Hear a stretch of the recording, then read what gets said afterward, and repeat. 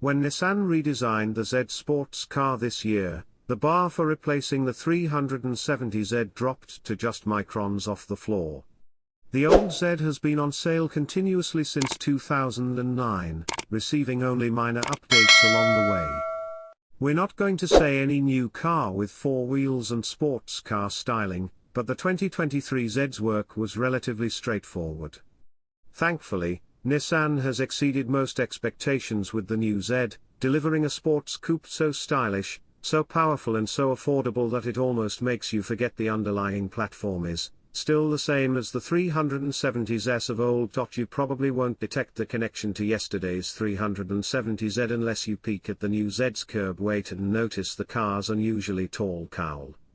Both are the direct result of Nissan recycling the 370Z sedan-based platform. Its bones were shared with the Infiniti G37, a larger vehicle that, when scaled to the Z's smaller footprint, betrayed its more upright structure.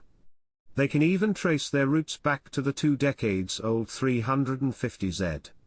Reinforcing this architecture to its present, admirably stiff state required adding bracing and, thus, mass.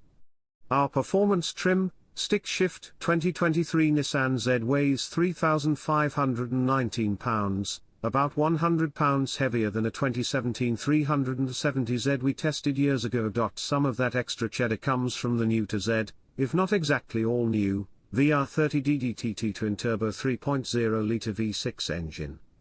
Borrowed from the Infiniti Q50 Red Sport 400 models, this engine spits out a Toyota Supra beating 400 horsepower and 350 pounds-to-foot of torque.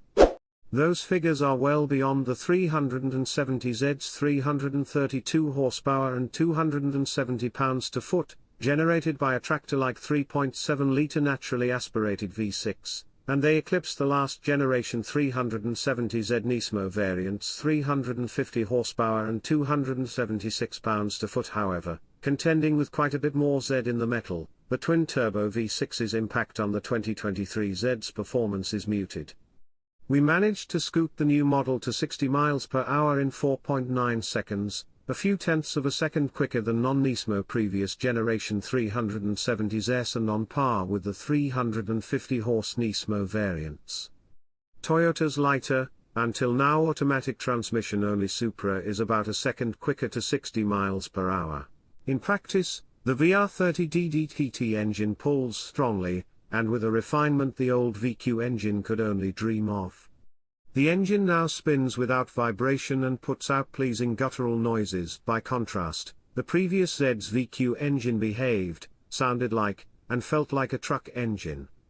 We noticed the 6-speed manual's shift lever still bucks around when getting onto or quickly off the throttle, but it's the only notable physical manifestation of the engine's work.